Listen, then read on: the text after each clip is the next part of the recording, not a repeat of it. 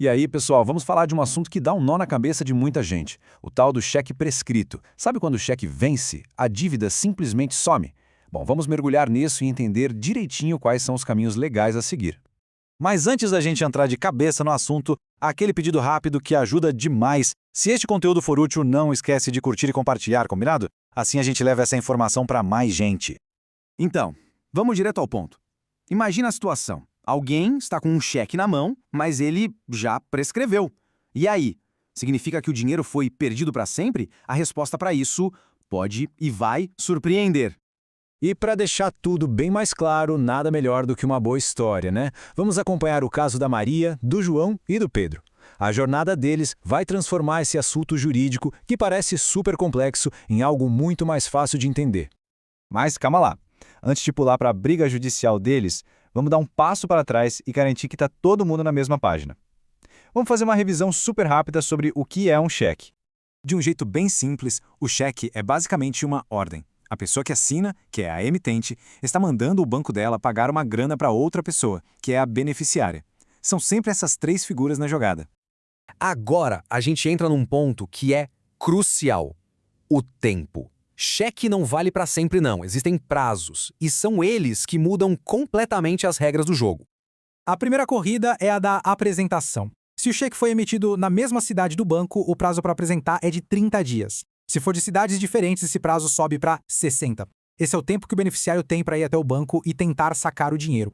E a coisa continua. Assim que esse prazo de 30 ou 60 dias acaba, um novo relógio começa a contar, o da prescrição, que dura 6 meses. É no final desse período que o cheque perde a sua força como um título executivo, aquela força de cobrança mais direta. Ok, vamos voltar para a nossa história. Os cheques que a Maria deu para o João foram parar nas mãos do Pedro. Só que o Pedro, coitado, demorou para agir e acabou perdendo todos esses prazos.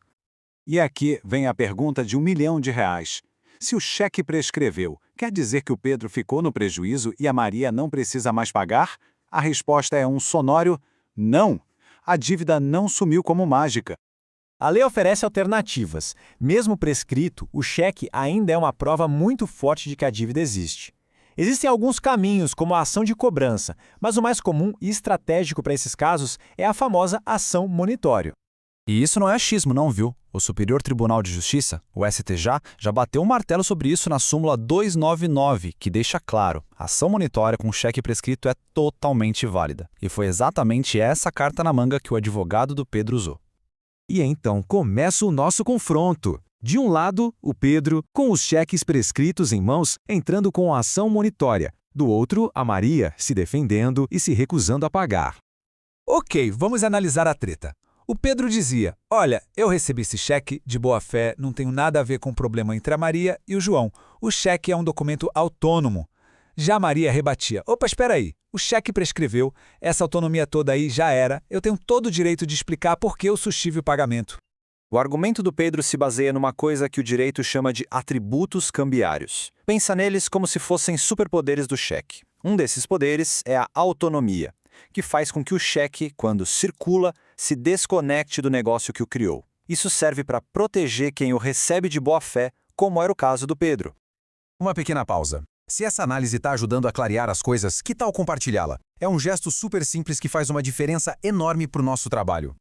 Cada compartilhamento ajuda a gente a crescer e a criar mais conteúdo assim. Agradecemos de verdade. Agora, vamos voltar para o tribunal.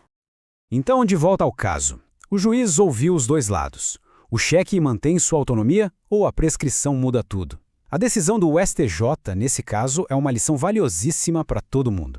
O STJ decidiu que sim, a prescrição muda tudo. O tribunal foi muito claro. Uma vez prescrito, o cheque perde os seus superpoderes, os tais atributos cambiários. E isso abre a porta para discutir o negócio que deu origem a ele. Ou seja, o ponto crucial é este: a Maria venceu a disputa.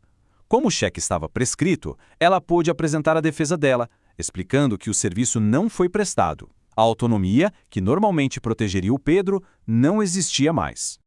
Então, o que a gente tira de tudo isso? Primeiro, cheque prescrito não é lixo, ele ainda é uma prova da dívida. Segundo, a ação monitória é a ferramenta certa para cobrar. Mas o mais importante de tudo, a prescrição tira os superpoderes do cheque como autonomia. Isso permite que o devedor, como a Maria, discuta a origem da dívida. Só um detalhe, é o devedor que precisa provar que a cobrança é indevida, ok? E assim chegamos ao fim desta análise. Muito obrigado pela companhia. Se quiser mais conteúdos como este, não deixa de seguir o DireitoCast no Spotify para não perder nada. Tem vídeos e áudios por lá. E antes de fechar, aquele lembrete. Deixar a curtida é um apoio fundamental para a gente. Ajuda muito a levar essa informação para mais longe. E para mais explicações nesse formato de vídeo, é só procurar por DireitoCast no YouTube ou no TikTok. A gente se encontra por lá. Até a próxima!